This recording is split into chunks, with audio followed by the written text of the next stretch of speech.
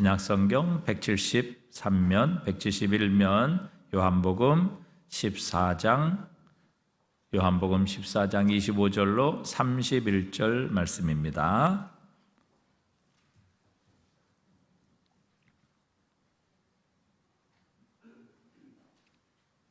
(25절부터) 읽습니다. 내가 아직 너희와 함께 있어서 이 말을 너희에게 하였거니와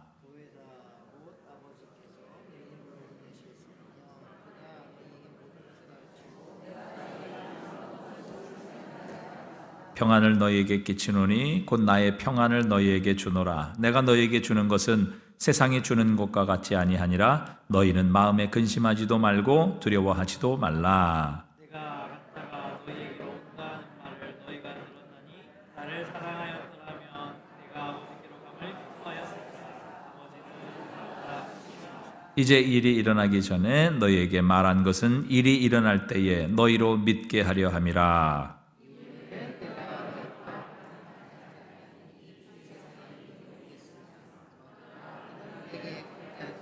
함께 읽습니다. 오직 내가 아버지를 사랑하는 것과 아버지께서 명하신 대로 행하는 것을 세상이 알게 하려 함이로라. 일어나라, 여기를 떠나자 하시니라. 아멘. 지난 시간에 우리 마음속에 세 가지의 마음의 문제들이 있던 것을 여러분께 말씀을 드렸습니다. 우리는요, 죽음과 일상의 문제들과 하나님의 말씀에 순종하지 못하는 불순종 때문에 우리는 두려워하고 불안해하고 수치스러워합니다. 그 두려워하고 여전히 불안해하고 수치스러워하는 제자들에게 주님께서는 그들의 마음을 위로하시고 평안을 주시는 말씀하셨습니다. 그런데 오늘 말씀에서 다시 한 번 더 주님은 우리에게 두려움이라고 하는 문제에 대하여 다시 한 번 더 마지막 가르침을 주시고 계십니다. 여러분, 두려움이라고 하는 것은 굉장히 원초적인 그러한 감정입니다. 원초적인 그런 인간의 반응입니다. 그렇지만 사실 인간에게 하나님께서 만드셨던 창조의 본 모습이었던 인간에게 있어서 이것은 없었던 그러한 모습이었습니다. 하나님께서 아담과 하와를 만드시고 그들을 하나님께서 예비해 두신 에덴 동산에 두셨을 때 성경에서 처음 기록하고 있는 감정은 무엇이었냐면 그들이 벌거벗었으나 서로 부끄러워하지 아니했다라고 이야기합니다. 남자와 여자 사이에서도 공동체 속에서도 그뿐만 아니라 하나님과 아담, 하나님과 하와라고 하는 하나님과 피조물 사이 속에서도 그들에게는 부끄러움이 없었습니다. 그러나 죄를 짓고 처음으로 이 부끄러움이라는 것을 그들이 알게 되었죠. 서로에게 부끄러웠고 하나님에게 부끄러웠기 때문에 그들이 해야 했던 것은 무화과 잎으로 옷을 만드는 것이었습니다. 자기의 수치를 가리려고 했던 것이죠. 부끄러움을 가리려고 했던 것입니다. 두 번째로 거론되는 감정이 바로 두려움이라고 하는 감정입니다. 하나님께서 아담을 부르십니다. 아담아, 내가 어디 있느냐라고 부르실 때에 아담의 대답이 그거였죠. 내가 하나님을 두려워하여서 숨었습니다 라고 아담은 대답을 했습니다. 사실 처음 하나님께서 인간을 만들었을 때 부끄러움도 이 두려움도 없는 그런 모습으로 만들었지만 죄가 들어오고 난 이후 인간은 부끄러움이라는 감정을 느끼게 되었고 두려움이라고 하는 감정을 느끼게 되었습니다.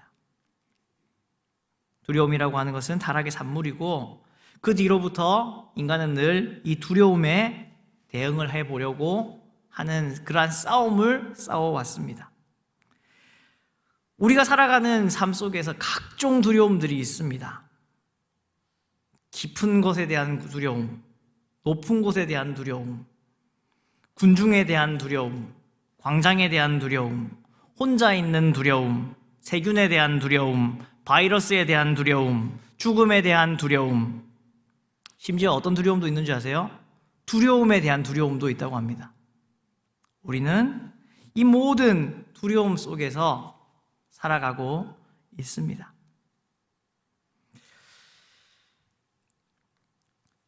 두려워하는 상황을, 현실을 속에서 사람은 늘 5가지 중에 한 가지를 초점을 맞추면서 살아간다라고 해요.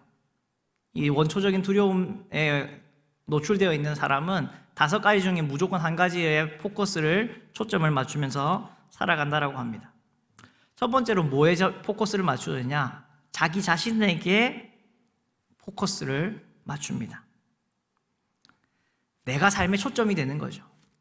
그런데 이렇게 살아가다 보면요, 사람은 교만해지거나 낙심하거나 이렇게 될 수밖에 없습니다. 세상이 나의 중심으로 돌아가기 때문에 잘 되고 안 되고 좋은 일과 모든 나쁜 일의 모든 탓이 다 내가 되는 거예요. 잘 되는 것도 내가 잘해서, 그리고 안 되는 것도 내가 못해서. 그래서요, 말씀드렸지만 잘 돼봐야 교만해지는 거고요, 자만심으로 변질되고요, 초라해지면요 우울증이 오게 됩니다. 자기 자신에게 초점을 맞추면 이러한 결과가 따라올 수밖에 없습니다. 또한 반면에 자기 자신에게 초점을 맞추지 않고 상황에 초점을 맞추는 사람들이 있습니다.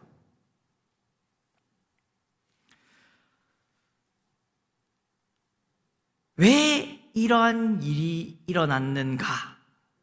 상황을 보는 거죠. 그런데 여러분, 상황에 초점을 맞추면 맞출수록요, 우리는 무력함을 느낄 수밖에 없습니다. 내가 아무리 노력하고 발버둥 친다 하더라도 그것이 내가 나를 둘러싸고 있는 이 상황과 환경에 어떠한 영향도 줄 수 없다라는 것을, 우리의 무력함을 깨달을 수밖에 없게 됩니다. 내 힘으로 해봐야 어떻게 안 되는데, 상황이 이럴 수밖에 없는데, 그러한 마음 가지고 피해의식에 찌들릴 수밖에 없게 됩니다. 상황에 초점을 맞춰도요, 사실 좋은 결과는 나타나지 않습니다. 또한 사람들은요, 물질에 포커스를 맞추는 사람들이 있습니다. 재물을 획득하고 유지하는 그 일에 모든 포커스를 맞추는 그러한 사람들이 있습니다. 쉽게 말하면 돈이 되고 이익이 되는 일에만 관심을 가지고 그 일에만 몰두하려고 하는 사람들이죠. 사실 우리 속에 있는 그 공허함을 물질이라고 하는 이것으로 채워보려고 하는 겁니다. 그렇지만 여러분, 익히 아시는 답과 같이 물질이라고 하는 것으로 우리의 공허함을 완전히 채워낼 수가 없습니다. 물질이라고 하는 것으로 상황에 초점을 맞추면서 살아가면 늘 부족함과 모자람 속에 허덕이며 살아갈 수밖에 없습니다. 불만족하는 삶을 살아갈 수밖에 없는 거죠. 또한 어떤 사람들은요, 자기 자신도 아닙니다. 그렇다고 해서 상황을 보는 것도 아닙니다. 그렇다고 해서 물질을 쫓아가는 사람, 물질을 포커스로 맞추는 사람도 아닙니다. 그런데 사람을 포커스를 맞추려고 하는 사람들이 있습니다. 물론 우리에게는 다른 사람들이 필요하죠. 우리는 인간이라고 하는 존재는 혼자 살아가지 않게 하나님께서 만드셨기 때문에 분명히 우리에게는 다른 사람들이 필요합니다. 그런데 우리의 공허함을 이 다른 사람으로 채우려고 하는 것이 문제라는 거죠.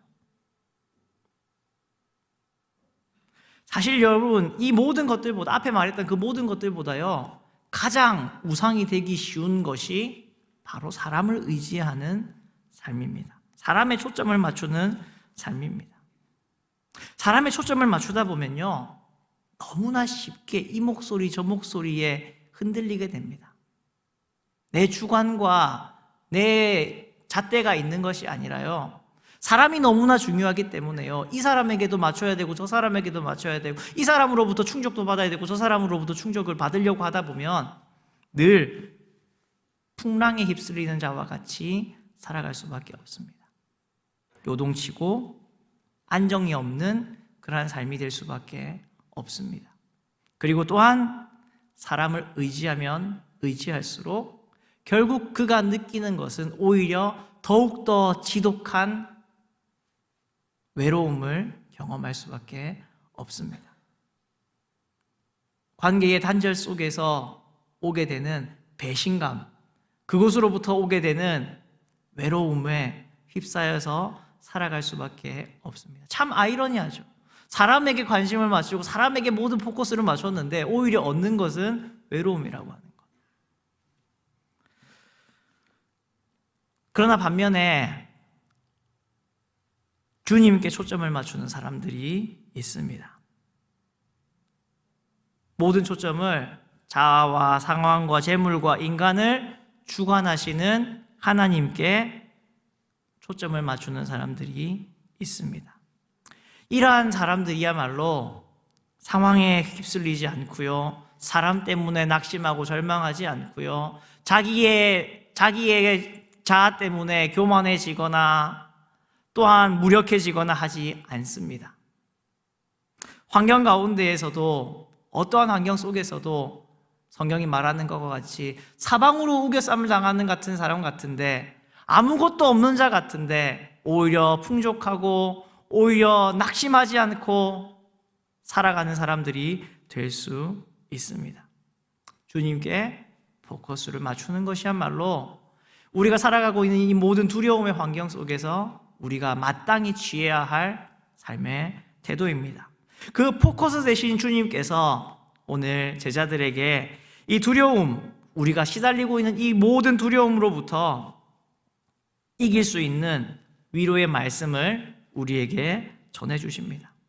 여러분, 사실 정말 두려움이라는 것은 무섭습니다. 여러분, 두려움이 엄습을 하면요, 아무리 세계 인류의 예술가도요 슬럼프에 빠질 수밖에 없고요, 아무리 뛰어난 지도자도요 그 명쾌함이 사라질 수밖에 없습니다. 아무리 용감한 군인도요 두려움이 엄습하게 되면은 자기의 참호 속으로 깊은 곳으로 숨어 들어갈 수밖에 없습니다. 운동선수들도요 두려움이라는 것을 경험하게 되면은 자기의 기량을 제대로 발휘하지 못한다라고 하지 않습니까?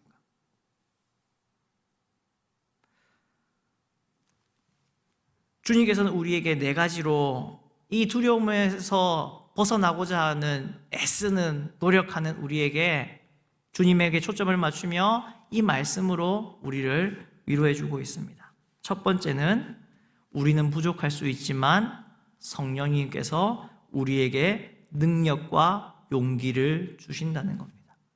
우리는 부족할 수 있지만 성령께서 우리에게 능력과 용기를 주신다.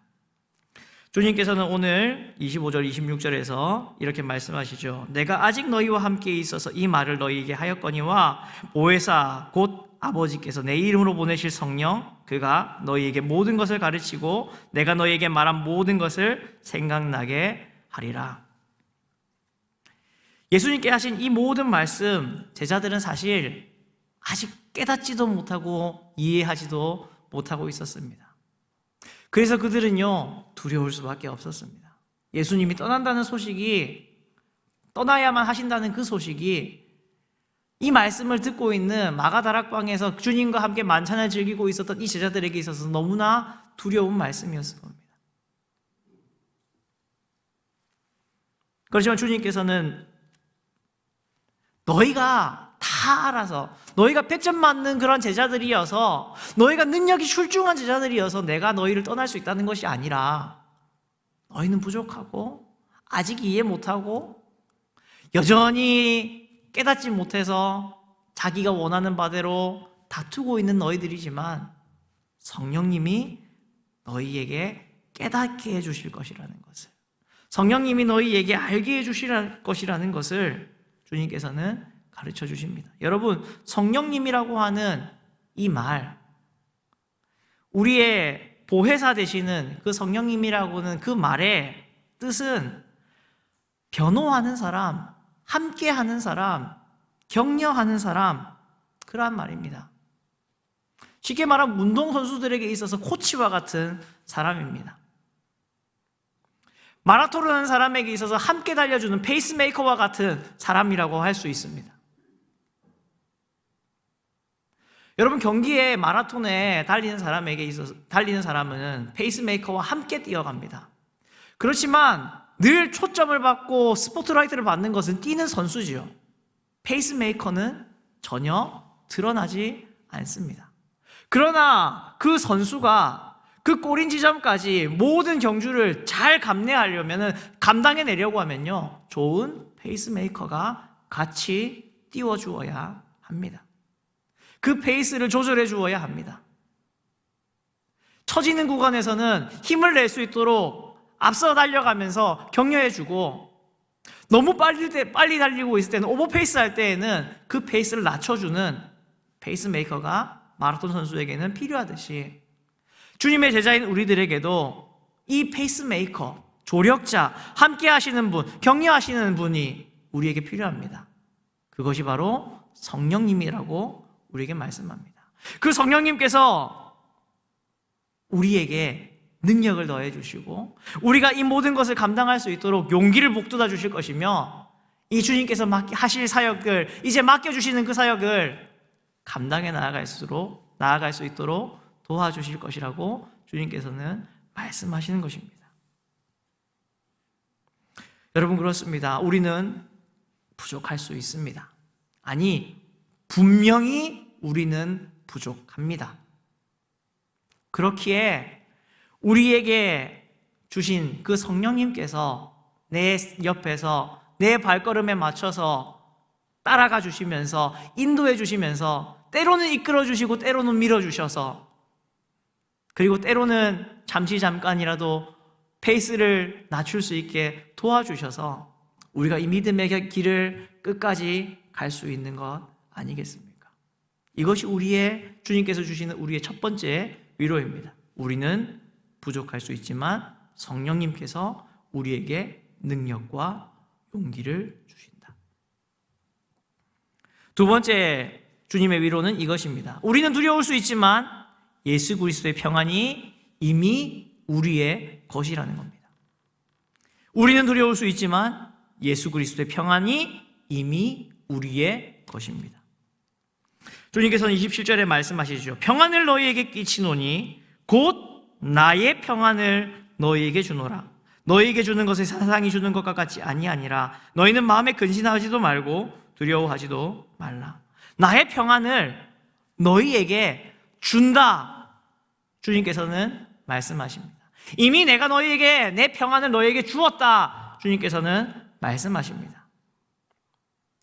세상이 바라보고 세상이 생각하고 세상이 누리는 것과는 전혀 다른 더 놀라운 평안을 이미 내가 너희에게 주었다. 나의 평안을 너희에게 주었다. 준다라고 주님께서는 말씀하십니다. 여러분, 엊그저께 축구했죠?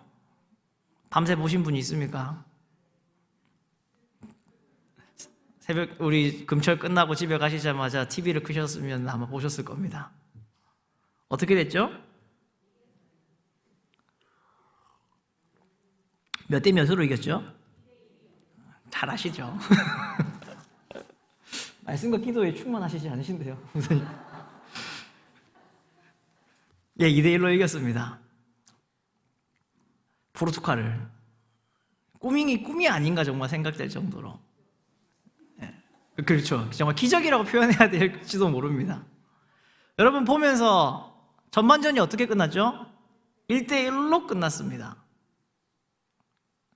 금쇼를 끝나고 집에 가가지고 씻고 이리저리 하니 간시가 됐더라고요. 그때까지 저는 못 봤습니다. 그래서 딱 핸드폰을 이제 자기 전에 한번 딱 이렇게 봤는데 1대1이라고 돼 있더라고요. 안 되겠다. 사실 그렇게 생각했어요. 저는 안 되겠다. 어렵겠다. 우리가 16강 진출할 확률이 몇 프로라고 했죠? 9%? 뭐 8%? 처음에는 2%라고 했습니다. 안 될 것 같다. 그거 보시면서 조마조마하셨죠? 후반 마지막 연장 시간 들어가가지고 골 터졌으니까 후반전 내내 보면서 조마조마했지 않습니까? 근데 여러분, 지금 오늘 만약에 예배 끝나고 가셔가지고 집에 가셨는데 그 포르투갈전 재방송 해주면 여러분 두근두근한 마음으로 보실 것 같으세요? 전혀 두근두근하지 않을 겁니다. 아무리 호날두가 공을 몰고 와고 막 이런다 해도 난리 버거지를 쳐도 차봐라, 안 들어간다. 그거 안 들어간다. 들어가고 난 뒤에도 어쩔 겁니까? 조금 있으면 동점골 들어간다. 후반전에 아무리 난리 버거지가 나도 괜찮다. 종료 휘슬 불기 전에 들어갈 거다. 다 알고 있기 때문에 마음이 평안할 겁니다. 근데 여러분의 집에 아들이 만약 그 경기를 못 봤다고 해요. 그러면 그 딸은 그 경기를 보면서 어떨까 할까요? 조마조마할 겁니다. 쫄깃쫄깃할 겁니다. 이 신문도 안 보는 애가 쫄깃쫄깃할 겁니다. 어떻게 들어가면 어떻게 그럴 필요가 없는데 안 들어가는데 저거 안 들어가. 여러분, 이것이 그리스도인과 세상 사람의 차이입니다. 주님께서는 우리에게 승리를 이미 말씀하셨고 그 평안을 우리에게 주셨습니다. 그렇기 때문에 이 두려움의 환경 속에서 골 먹으면 아니고 안 들어간다. 그거 100번 차도 안 들어간다. 그렇지 않습니까? 이미 경기가 끝나 있는 경기인데 재방송 경기를 수십 번 수백 번 틀어준다고 한들 아니 후반전 내내 안 들어갔던 골이 그 리플레이 속에서 들어갈 것 같습니까? 그러지 않죠. 주님께서는 우리에게 이미 가지고 계신 그 평안을 우리에게 주셨습니다. 또한 주님께서는 우리에게 이 위로를 주십니다. 상황은 비참할 수 있지만 승리는 이미 보장되어 있다. 상황은 비참할 수 있지만 승리는 이미 보장되어 있다. 28절과 29절에서 예수님은 그렇게 말씀하시죠. 내가 갔다가 너희에게 온다 하는 말을 너희가 들었나니 나를 사랑하였더라면 내가 아버지께로 감을 기뻐하였으리라. 아버지는 나보다 크심이라. 이제 일이 일어나기 전에 너희에게 말한 것은 일이 일어날 때에 너희로 믿게 하려 함이라. 예수님은 제자들과 현재의 시간 속에서 말씀을 하고 계셨지만 이미 이루어진 승리를 보시고 계셨고 알고 계셨습니다. 그 십자가가 끝이 아니고 그 십자가가 영원한 죽음이 아니라는 것을 예수님은 알고 계셨어요. 그렇기 때문에 예수님은 평안함으로 그 평안함을 제자들에게 주셨던 겁니다. 그리고 제자들에게 말씀하여 주십니다. 상황은 비참할 수 있어. 내가 잡혀갈 거고 내가 환난을 당할 거고 그래서 너희가 두려울 수는 있어. 그렇지만 뭐가 기다리고 있다고요? 승리는 이미 보장되어 있어. 얘들아, 내가 가서 이렇게 잡힐 수도 있어 라고 주님은 말씀하시지 않습니다. 내가 가서 죽을 수도 있어 라고 주님은 말씀하시지 않습니다. 이미 이루어진 이야기를 주님은 하고 계십니다. 분명히 안 일어난 미래의 일인데 예수님은 일어난 것처럼 분명히 이야기해 버리십니다. 두려워하고 있는 우리들에게, 미래를 두려워하고 염려하는 우리들에게 역사의 주관자가 되시는 과거도 현재도 미래도 다 주님의 것으로 가지고 계신 주님께서 우리에게 말씀하십니다. 우리가 겪게 될 상황은 비참할 수 있지만 승리는 우리에게 보장되었다. 여러분, 요한계시록의 말씀 자체가 그것 아닙니까? 요한계시록이라는 서신을 신약의 맨 마지막 성경으로 왜 제자들에게, 교회들에게, 그리고 우리에게 주셨을까요? 얘들아, 이런 환난이 있다? 무섭지? 똑바로 안 하면은 잡아간다? 이런 말씀이 아닙니다. 분명히 그 짐승과 같은 존재들이 교회를 핍박하고 성도를 핍박하고 그래서 죽어 없어지는 것 같고 교회가 끝나는 것 같지만 그래도 반드시 교회는 승리하고 하나님의 나라는 반드시 임할 것이라는 그 승리를 주시면서 두려워하지 마라. 성도들아, 나의 백성들아, 두려워하지 마라. 주님께서 우리에게 말씀하시는 겁니다.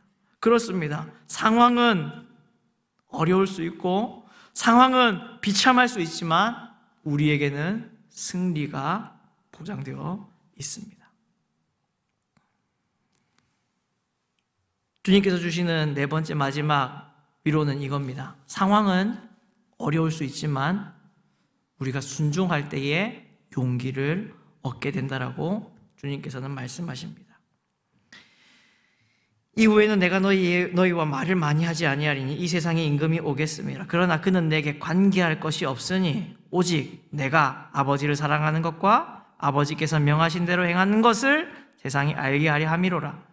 주님께서는 말씀하십니다. 세상의 임금은 분명히 오게 될 것이고 그가 마치 예수님을 이긴 것처럼 끌고 갈 것이고 십자가에 못 박을 것임을 주님께서는 말씀하셨습니다.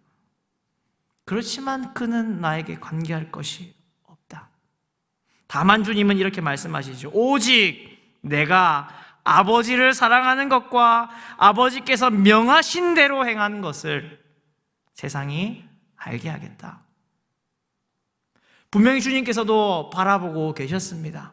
그 세상의 통치자가, 세상의 임금이 끌고 갈 것이며 그의 아래에서 채찍을 맞으시고 매를 맞으시고 피를 쏟으시고 십자가의 고난을 당하실 것이라는 것을 주님은 알고 계셨습니다. 그러나 아버지를 사랑하는 것으로 아버지께서 명하신 것을 그대로 행하는 것을 나는 보이겠다라고 주님은 말씀하셨습니다. 분명히 상황은 어려울 수 있습니다. 그렇지만 주님은 그 어려운 상황 속에서 하나님께서 말씀하신, 하나님께서 원하시는 대로 순종하시기를 선택하셨습니다. 그렇게 순종하시기로 결단하셨을 때 주님은 그 십자가의 길을 갈 수 있는 용기를 가지셨습니다. 제자들 역시 마찬가지였죠. 이후에 그들이 성령을 받게 되고 그들이 성령의 인도하심을 따라 땅끝까지 가서 주님의 제자가 되어서 증인이 되는 삶을 그들은 살아갔습니다. 그리고 그들을 기다리고 있었던 것은 단 한 명의 제자를 제외하고 모든 제자들이 순교의 제물로 바쳐지는 그 길을 걸어갔습니다. 어떻게 그들이 그렇게 걸어갈 수 있었을까요? 이 겁쟁이들이 주님 박히시던 밤에는 그렇게 도망가고 다 모른다 하고 떠나갔던 그 겁쟁이들이 어떻게 그 순교의 길을 갈 수 있었을까요? 성령의 충만함 속에서 순종하기를 결단했을 때에 성령께서 그들에게 그 마지막 삶까지도 하나님 앞에 드릴 수 있는 용기를 주셨던 것입니다. 그렇습니다. 오늘 살아가는 우리 역시 상황이 어려울 수 있습니다. 아니, 분명히 어렵습니다. 안 어려우십니까? 전 많이 어려운데. 안 어려우세요? 어려우시잖아요. 공감하시는 거, 안 공감하시듯이 그렇게 보시면 어떡합니까? 우리가 살아가는 삶이 분명히 어렵습니다. 그렇지만 뭐 할 때요? 우리가 순종하기를 결단할 때요, 그때에 비로소 우리는 용기를 가지게 되는 겁니다. 성령께서 우리에게 용기를 주시는 겁니다. 우리는 근데 때로는 반대로 이야기하지 않습니까? 주님, 용기를 주시면 제가 순종할게요. 사실 이거 바뀐 것 아닙니까? 우리가 순종하겠습니다 할 때 우리 속에 성령께서, 코치 되시는 그 성령님께서 우리에게 그 길을 갈 수 있도록, 그 일을 감당할 수 있도록 용기를 주시는 겁니다. 사랑하는 성도 여러분, 주님께서 주시는 이 위로함, 두려움 속에 살아가는 우리들, 똑같은 더 두려움 속에 사로잡혀 살아가는 우리들에게 주님께서는 말씀하십니다. 위로해 주십니다. 우리는 부족하지만 성령님이 뭘 주신다고요? 능력과 용기를 주신다. 우리는 두려워합니다. 그렇지만 예수 그리스도의 평안이 이미 우리의 것입니다. 상황은 분명히 비참할 수 있습니다. 그렇지만 승리가 이미 보장되어 있습니다. 상황은 분명히 어려울 수 있습니다. 그렇지만 순종하면 성령께서, 주님께서, 우리 하늘 아버지께서 우리에게 뭘 주신다고요? 용기를 주십니다. 이것을 붙잡으실 수 있는 여러분 되시기를 원합니다.